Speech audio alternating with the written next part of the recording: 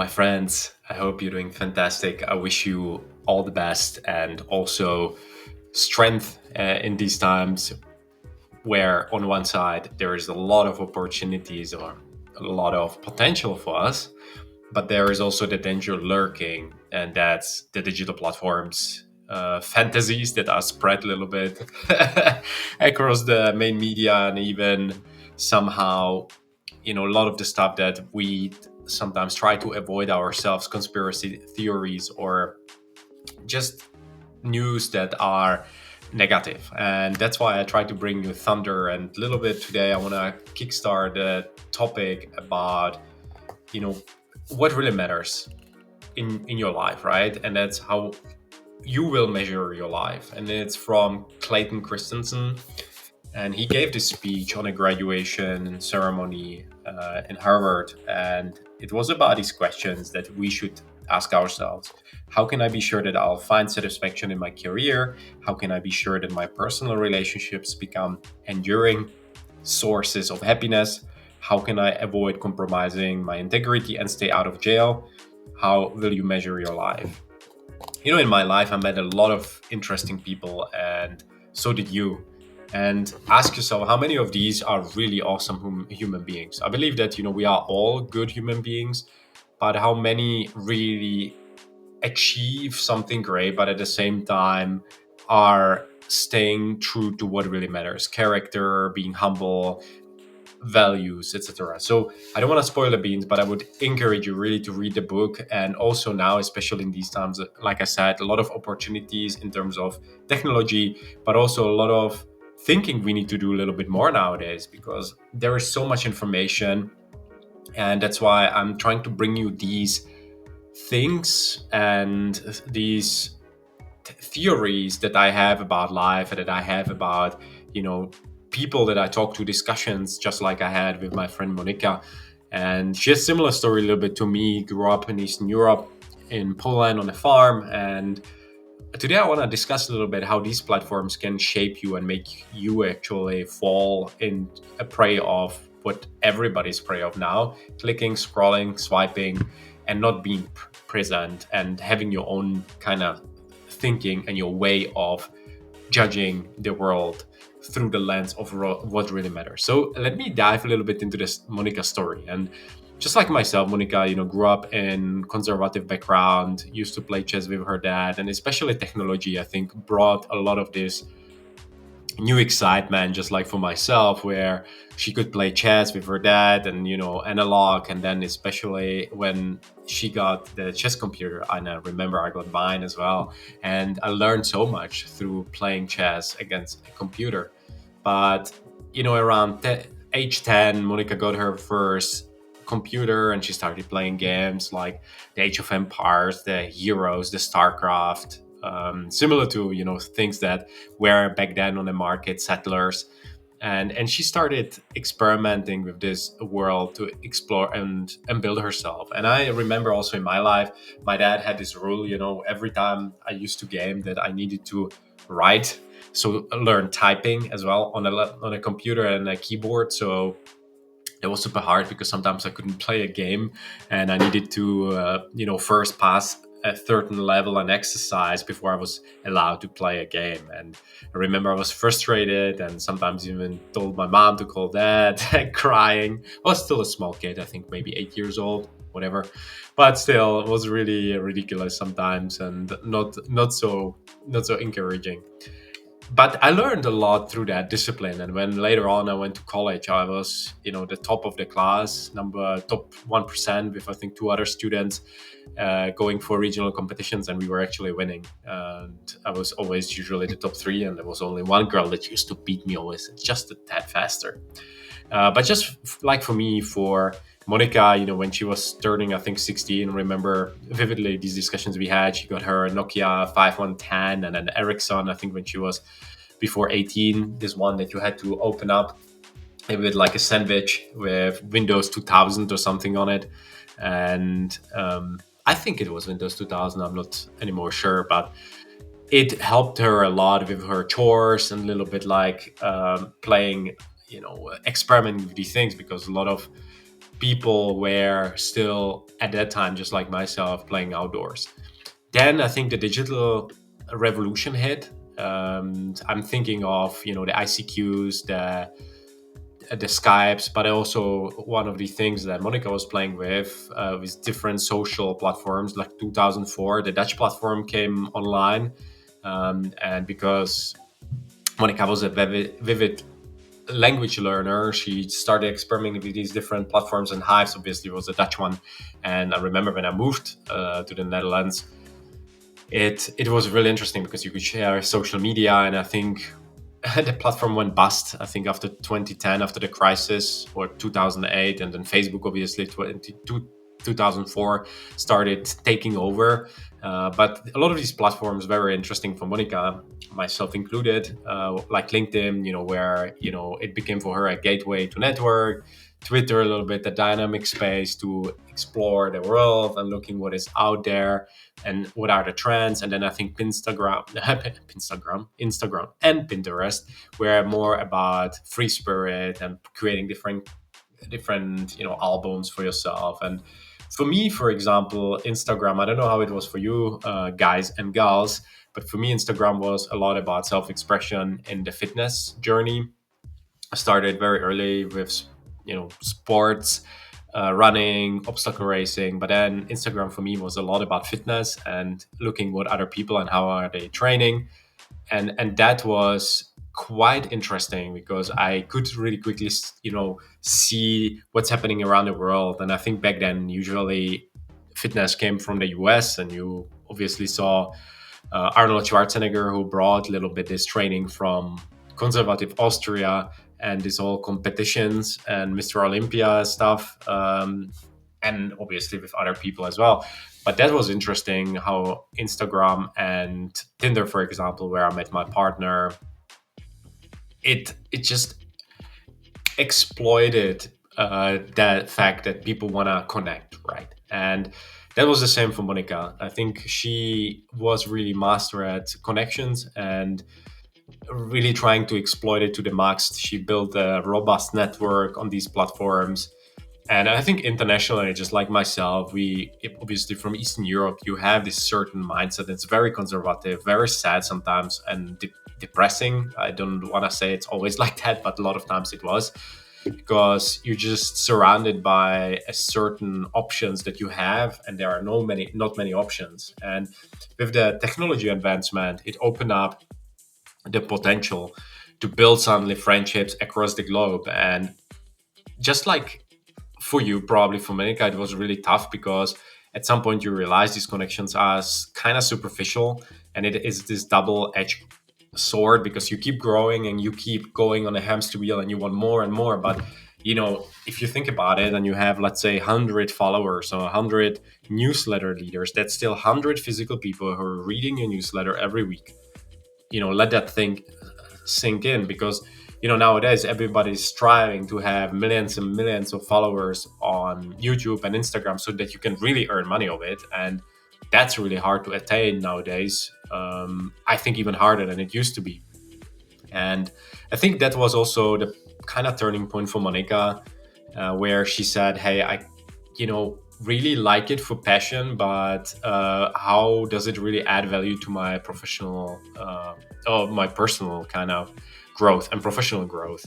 And that was really about, and also for myself, and I think you probably many recognize that because this is not something secretive. Many of us realize that we are really missing the physical connections with people. That happened a lot in COVID, because the pitfall that Monika faced was that there was at some point a digital overload. You're running, in all speed on all of these platforms, and you're trying to keep up with the Jonases, and you're like, oh, here's a car, here's the house, and here's this, here's that. And this is where I think generally Monika went back to her thing, like, where do I come from? And started asking a little bit these questions like, what's my happiness?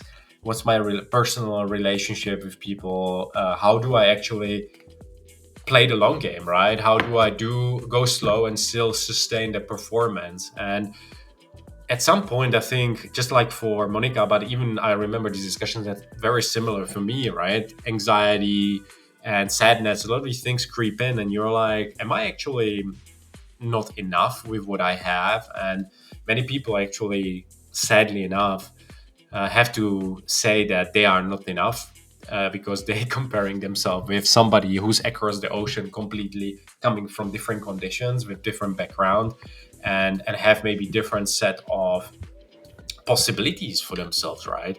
And that also means when you are doing something and trying to build a global network, it's amazing. But if it slips, and that's where we are now today, right? Because a lot of these platforms were designed by the world's smartest engineers, and the algorithm is so addictive. So a lot of this scrolling, clicking, you physically need to abstain from these devices, if you will, and just put it somewhere, out of reach.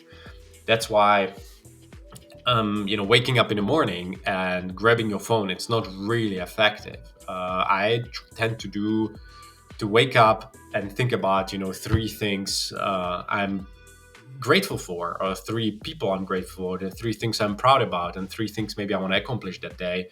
And and I try to grab my phone just immediately with the focus what really matters, right? For me, it's peace and tranquility first, and not to see what's happening in the world. Yes, my mom might write me. My friend wrote me yesterday with an urgent deadline, and or your dad said, "Hey, today is somebody else's birthday. Please don't forget it." That doesn't mean you shouldn't act on it, but you don't have to act on it immediately. So first, use your meditation app, then maybe some personal growth app, and maybe some fitness app, whatever. But use it exactly with the things that it's intended for. And that's very easy to slip into this scrolling, going on the social media and see what other people do. And the thing is, what's happening really from the neuroscience perspective, you're rewiring your brain, because all the neural circuits are laid out there already. But when this instant gratification, we all know this, it's common knowledge, and yet we still do that, right? We wake up in the morning, we click on a phone, and rinse and repeat, rinse and repeat, rinse and repeat. And then 3 6 1 year later, we wake up in the morning, we don't have our phone, and we get cranky, or we get massive anxiety just because we think we are missing out of something what's happening in the world. So the same thing happened to Monica, happened to me, and Monica was the smart of us all, and she went back to her origin, where she grew up, on a farm in a nature. And she also, because just like myself, a little bit avid reader, she was studying different cultures and looking what other people are doing and how are they doing it. And she came on this interesting concept of forest bathing, Japanese concept called the Shinrin Yoku. So it's really pretty much leisure walk in the forest in Japan. I'm going to Japan actually this year, so I'm quite interested in the whole kind of country and the nature and how people are. But for Monica, it was really a deliberate kind of decision to go back and spend time more in the nature. And I think what's happening, right, with stress, cortisol is shut into our muscles, into our body, and it also means that you know if you go to a forest, it shows really scientifically that your cortisol is reduced, anxiety is reduced, and it eases stress as well. Recently, also just like you, right? I'm a mortal human being, and I have all these devices, and then you get an Apple, then you get an Apple Watch, then you get an iPhone, and then you get an iPad, and it all just triggers you, right? So notifications constantly, a lot of these things we need to physically decide and really literally say, hey, this is the time I'm available, and this is the time I'm gifting the time to myself.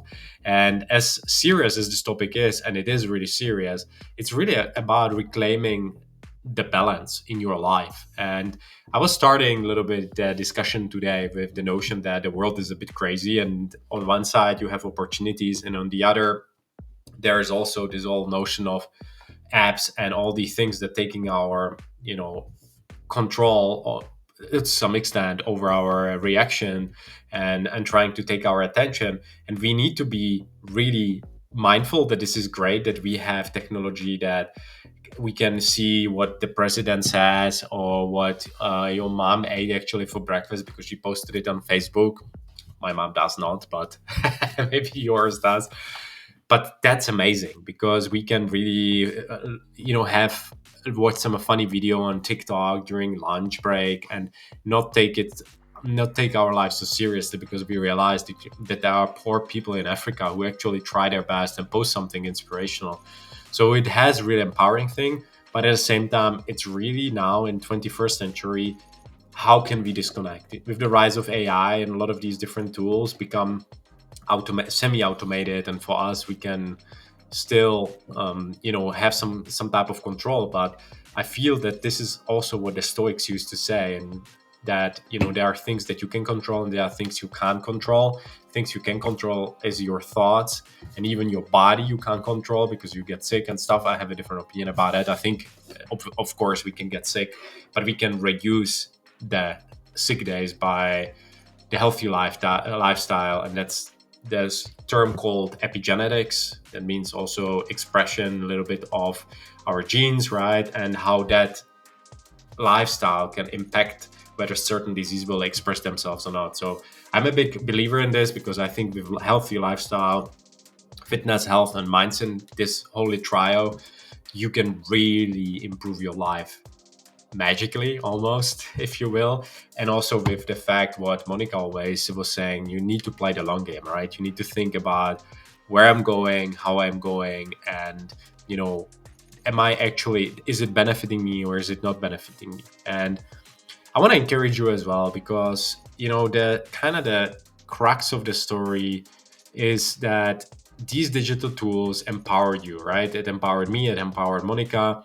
It gave us this potential to engage worldwide, build friends. But I would really encourage you to be mindful about these tools and use those that you believe will add the most value to you, and use it also from the perspective not as a consumer but as an added value. I know this sounds a little bit counterproductive maybe to what you're already doing right now because you just go there and you consume, but I think the world needs doers, and the world needs people and heroes who actually spread positivity and optimism, and not in a sense there are no problems, but really people who are solution oriented and who fight for integrity, honesty, and good values, and who fight against greed, power, and all these human things and traps we fall into. And that's where you and me can make a difference. These platforms can make a difference, but you can really quickly get overwhelmed because you suddenly see somebody who has 5, 10, 15, 100 million followers, and you're like, well, I can never get there. Maybe you should never get there, and you should just share your opinion and your voice authentically and be you. And this was also the conclusion for Monika a little bit, that her story for me was super inspirational and testament of transformative power because just like you and myself maybe come from humble beginnings, and these digital platforms actually enabled us and inspired us and gave us potential, or even their thoughts planted the seed of potential and thinking about who we could become. And whether that was the Dutch platform Hyves or LinkedIn, Twitter, Pinterest, Instagram, TikTok, and all these things, just like Tinder, where we could match with a potential partner, it expanded our horizons. But at the same time, I think these platforms are reminding us that we need to balance connectivity with a real world presence. And real world presence nowadays, it's harder than it was before because many of us work from home or have our routines and want to compromise.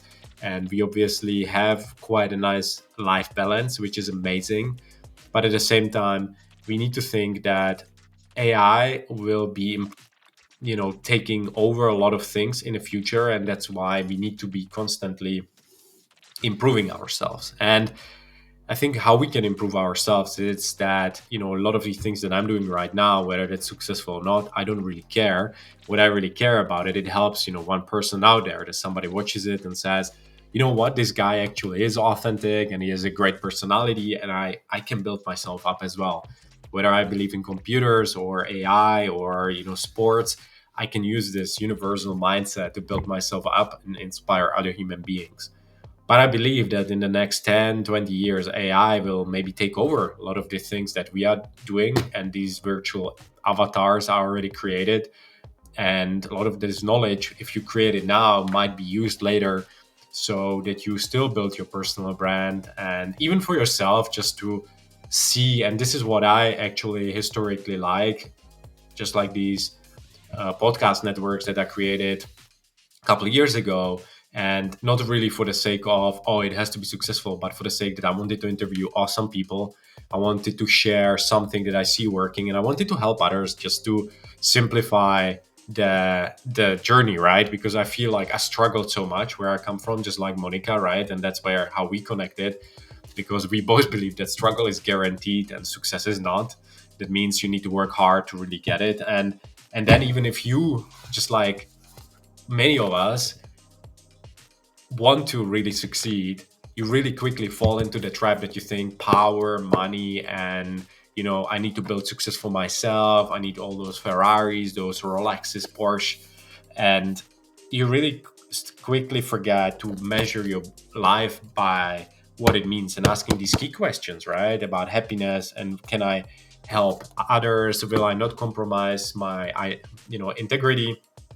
Many of us will probably, because of the potential now, have riches beyond our wildest imaginations, just because of the potential, our education. And if we add a little bit of our perseverance and hardworking attitude, we can really build great lives. The thing is, what many people forget out there, and that's what you see as well in a world of politics, and a little bit what really saddens me recently, is just that people really somehow are not courageous enough on a global scale to really work on themselves. And that's why greed, power, and money are winning a little bit at the moment, and probably has always been winning. And I think we all kind of like when we have money and when we can do something with our lives. But at the same time, what we forget is the key thing, number one, or number two, even build ourselves, but then build others, right? How can you help other human beings? And that doesn't mean demeaning people, that doesn't mean disrespecting people or leaders before you. If you are leader in a country, in a company, you definitely shouldn't talk bad about others. You should respect, and you should show decency, be humble and curious. And I think also that's what Monika's story inspire us to do. These social platforms have amazing power, right? They can build us up, they can build our network, our knowledge, our connections, but at the same time they are fleeting. Some platforms like Hyves will not make it. Some platforms will make it, just like Facebook, but become these huge behemoths who spread propaganda and different things. And through that, I want to really encourage you. And going back to the central theme of today, is the forest bathing. I, recently also realized in my own life that I succumbed to this whole notion of, what do I want? I want more and more of this, more of that. I've been successful here. How can I replicate that? And when I talk to people, they usually say, "Oh, you do pretty well for yourself, right?" And I can definitely say yes, but I feel that at some point you also become part of still this rat race of a rat race, right? Even if you try to be more conscious about it, you realize that you need to be constantly questioning what you're doing and what your action is, and that comes back to gratitude. Quiet mornings, going for a walk in a park or a forest, reading books that remind you what really matters. And my friend Timo, who's a managing director of a marketplace here in northwest Germany, he says, I want to be the best granddad, and it inspires me. He has still two small kids, I think 2 and 5, and he has still way to go for his kids to have kids. But I feel these are the stretch goals, just like for me, be an inspirational humanitarian. And that's also way to go, right? Because I'm like, oh, I was so busy with this and that. But these are the things that I feel really matter.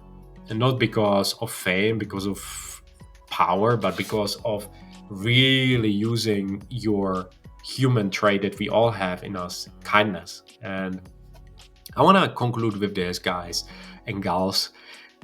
You know, how could you pay it forward today? How could you help humans around you? Maybe somebody that needs to hear this. And I say it lately more than not, also just because I feel it's needed, that this crazy guy, Matteo, can maybe inspire one or two human beings. And if you want to make something good today, share this with three, five of your friends, share it with your loved ones. And, it's really, even if you don't share it, just think about what's the impact, right, on you.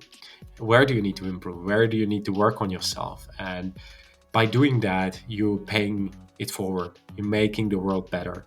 Because in the tough decisions, in the tough moments, you will make the right decision.